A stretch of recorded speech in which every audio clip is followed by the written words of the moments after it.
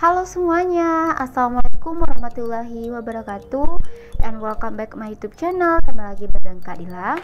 Di video kali ini kakak mau bahas soal tentang kimia UTBK 2021. Ini merupakan soal yang paling sering muncul setiap tahunnya, dan semoga video ini membantu adik-adik ya dalam persiapan menuju UTBK. Oke, bagi adik-adik yang baru bergabung di channel ini, bantu subscribe, like, dan komen, dan share juga ke media sosial lainnya. Semoga channel ini menjadi channel edukasi yang berkembang dan bermanfaat juga buat orang lain kayak gitu. Oke, tanpa berlama-lama kita langsung aja ya ke videonya. Let's check it out. Oke, ini merupakan part 14 ya tentang soal asli UTBK yang pernah kakak bahas. Dan di sini kakak udah melampirkan materi kimia yang paling sering muncul di UTBK. Ada 10 sub materi: struktur atom, ikatan kimia, stoikiometri, termokimia, laju reaksi, larutan, redoks, elektrokimia, senyawa turun alkana, serta makromolekul. Jadi ini urutan dari kelas 1 sampai kelas 12. Nah, kali ini kakak mau fokusin bahas tentang struktur atom sama ikatan kimia dulu ya, bagian 2 ini. Oke, semoga adik-adik semangat ya mengikutinya sampai habis video ini. Kakak juga udah ngerangkum soal-soal di tahun 2019 sama soal-soal di tahun 2018 yang paling sering muncul di tahunnya. Oke, kita langsung aja ya. Untuk soal yang pertama, berikut ini adalah tabel unsur beserta nomor atom dan nomor masanya. Ya, unsur yang memiliki energi ionisasi paling kecil adalah. Oke. Energi ionisasi. Adik-adik udah tahu apa itu energi ionisasi? Ke pelajaran kelas 1 ya. Kalau nggak tahu, kakak bahas di sini. Energi ionisasi itu adalah kemampuan suatu atom untuk melepaskan elektron. Jadi di sini energi ionisasi itu adalah kemampuan suatu atom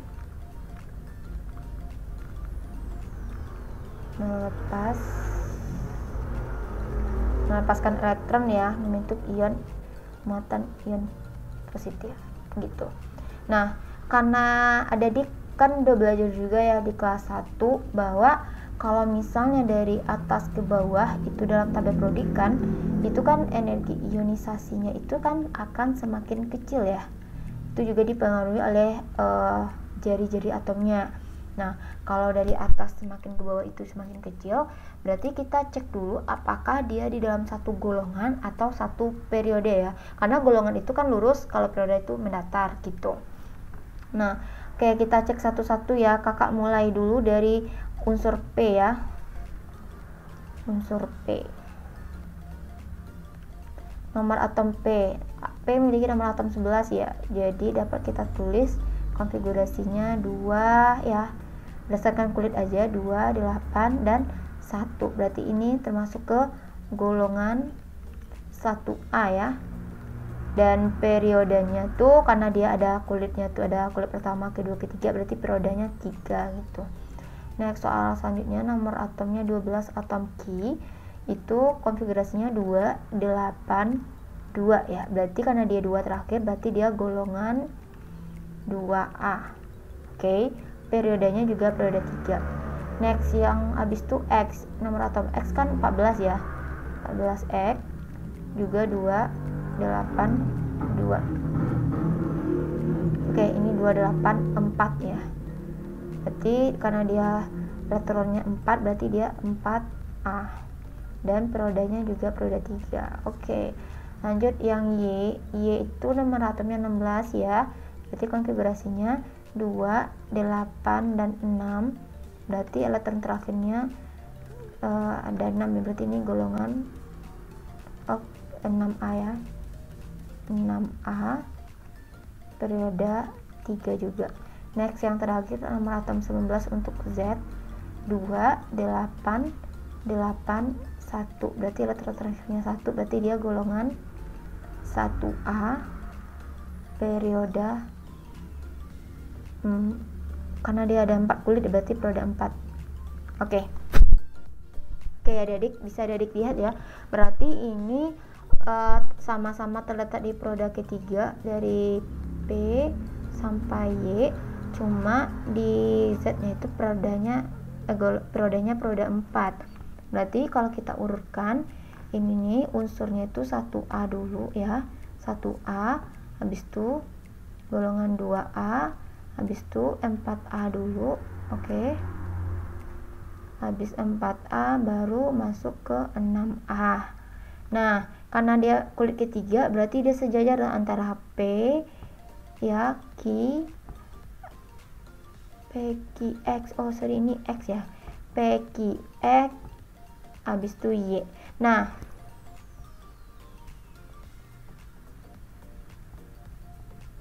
oke lanjut. Nah, untuk si Z ini berarti dia karena periode keempat dan golongan 1A, taruhnya di bawah P ini ya, berarti ini Z. Oke. Nah, dalam satu golongan itu ya dari atas ke bawah, semakin kecil energi ionisasinya itu adalah unsur Z gitu. Tapi kalau dari kiri ke kanan ya, kalau dari kiri ke kanan itu energi ionisasinya akan semakin besar gitu. Karena yang ditanya adalah energi ionisasi yang paling kecil, berarti jawaban lebih tepat adalah si Z, karena Z yang paling bawah gitu. Oke, jadi jawabannya adalah option D. Nah, ini soal tentang struktur atom juga. Energi ionisasi pertama sampai ke 5 untuk unsur X berturut-turut 786, lalu 1580 ya adik-adik, 3230, 4360 dan 16010. Jadi senyawa yang terbentuk yang paling stabil. Oke. Jadi senyawa yang paling stabil di sini dilihat dari energi selisih ya, selisih energi ionisasinya yang paling besar. Berarti dia stabil gitu. Nah, kalau kita tulis satu persatu ya, dari nilai 786 lalu 1580 lalu 230 ya, lalu kita masuk ke 4000. Oke, kita masuk ke 4360 dan 16. Oke, jadi caranya itu, ini kan energi ionisasi yang pertama ya, pertama, kedua, ketiga, keempat dan kelima. Jadi kita cari itu rentang antara energi 1 ke energi 2. Ini kalau kita lihat nih ya, kisaran 700 aja kita bikin dulu ya. Kalau ini 3200 ke 1500 sekitaran 1600an aja dulu. Kalau cara cepatnya gitu, nggak perlu cari benar-benar berapa selisihnya. Terus 3100 ke 4300 sekitar 1200an, lalu 4000 ke 16000 terus sekitar 12000an aja dulu. Oke, adik-adik bisa lihat ya, nilai yang paling lonjakan terbesar itu terjadi antara keberapa kira-kira?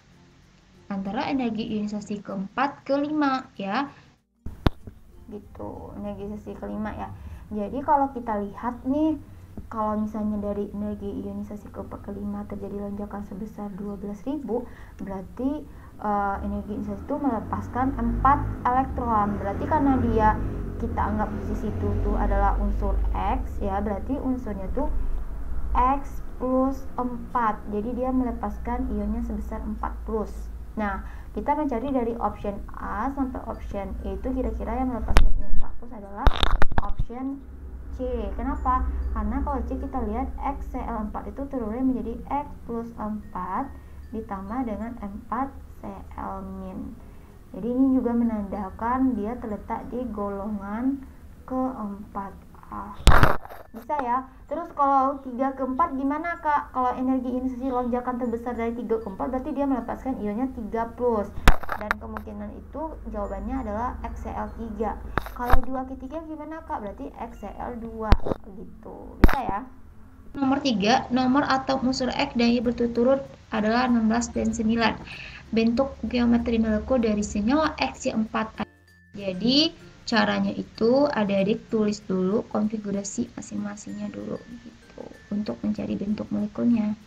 Atau kalau adik mau cara cepat bisa menggunakan rumus PEB ya, sama dengan elektron valensi dikurang dengan PeI lalu dibagi dengan 2. Nah, karena si X itu nomor atomnya 16, karena X di sini sebagai atom pusatnya X ya, karena mengikat 4 atom Y, berarti itu sebagai atom pusat. Konfigurasinya 2, 8 dan 6. Oke, di 6 ya. Kalau kita tulis ke kanan ini berarti PeB-nya itu sama dengan ya 6, kan tadi 6 referensinya ya. Terus 6 itu diikat oleh 4 atom Y, berarti 6 kurang 4 lalu dibagi dengan 2, berarti 6 kurang 4 adalah 2, 2 bagi 2 adalah 1. Jadi kalau kita tulis rumus tipe molekul ya, tipe molekul itu kan ini ya, A X M E N. A apa? Atom pusat. Oke. Sedangkan X itu adalah PeI dan E itu adalah PeB. Nah, itu berarti A itu sebagai atom pusatnya adalah si X, lalu yang X-nya itu adalah si Y. Berapa X yang terikat? Adalah 4. Sedangkan E-nya itu 1. Yang bebas, kan bebasnya tadi didapatkan 1 gitu. Kalau dia 2, tulisnya 2 di sini. Berarti namanya AX4E. Adik-adik harus ingat, AX4E itu tipe molekulnya apa? Adalah jungkit. Nah, nanti kakak kasih cara ngafal tata-tatanya gimana gitu. Ya, jadi jawabannya adalah option B. Jadi bisa lihat bentuknya seperti ini di kiri ini ya. Oke, untuk soal nomor 4, unsur F nomor atom 9 dan M nomor atomnya 54 bentuk molekulnya MF4. Bentuk molekul sifat kepolaran molekul MF4 adalah caranya sama seperti tadi. Ya, kita tulis dulu atom pusat M. Kan di sini atom pusatnya M ya. M itu nomor atomnya 54. Kalau kita tulis 54, konfigurasinya berarti 2, 8, 18 ya, 18 lagi, berarti baru 46, berarti sisanya 8. Oke, 8 ya. Berarti PeB-nya dapat kita cari. Rumusnya tadi kan, ini kan Eva tadi ya, Eva. Berarti Eva-nya 8 dikurang yang terikat tadi 4. Pakai rumus yang tadi ya. Dibagi dengan 2, berarti 4 bagi 2 adalah 2. Oke, berarti tipe molekulnya adalah A, X-nya tadi yang terikat 4, dan E-nya adalah yang 2 ini. Oke, berarti AX4E namanya adalah planar segi 4 gitu. Bisa ya? Oke, kita coba soal terakhir. Unsur A memiliki nomor massa 39, nomor neutronnya 20, sedangkan unsur B memiliki nomor massa 32 dan neutronnya 16. Jika kedua unsur tersebut berikatan, rumus molekul dan jenis ikatannya adalah. Oke, berarti A ini memiliki nomor massa 39, berarti nomor massa kan taruhnya di atas. Kalau neutronnya 20, berarti nomor atomnya, nomor massa dikurang dengan nomor neutron gitu. Berarti 39 kurang 20 adalah 19. Itu adalah nomor atomnya. Lalu yang B, nomor massanya 32 dan neutronnya 16. Berarti 32 kurang 16 adalah 16. Konfigurasinya adalah 2, 8, 6. Kalau yang A ini 2, 8, 2, 8, 8, 1. Berarti ini 1, ini 6 gitu. Nah, berarti 1 ini mudah melepaskan elektron membentuk ion A plus 1 atau A plus. Stabil itu kan dia kan membentuk aturan oktet ya. Oktet itu adalah 8 elektron. Berarti dia butuh 2 elektron di sini membentuk 8. Sehingga dia karena menangkap elektron, ingat menangkap membentuk ion negatif, melepas membentuk ion positif. Berarti dia menjadi B2-. Sehingga kita dapat tuliskan di sini A plus ditambah dengan B2-. Ini kan kali silang yang rumusnya ini kali ke sini. Berarti ini adalah senyawanya A2B gitu. Nah, A2B di sini kan cuma option D gitu. Dan kenapa dia dikatakan senyawa ion? Karena satu melepas, satu menangkap. Kalau misalnya sama-sama membutuhkan, oke, kalau dia sama-sama membutuhkan disebut dengan senyawa kovalen. Jadi karena dia satu melepas, satu menangkap, baru itu dikatakan ion. Jadi jawabannya D. Gampang ya kalau kimia tuh. Dan sekian dulu video kakak kali ini, semoga bermanfaat. Kalau ada yang kalian tanyakan silahkan aja tinggalin komentarnya di kolom komentar. Dan semangat terus latihan soal setiap hari, karena usaha itu tidak akan mengkhianati hasil. Kalian pasti bisa asal berusaha gitu. Oke, sekian dulu, thanks for watching, see you on my next video. Assalamualaikum warahmatullahi wabarakatuh, dadah.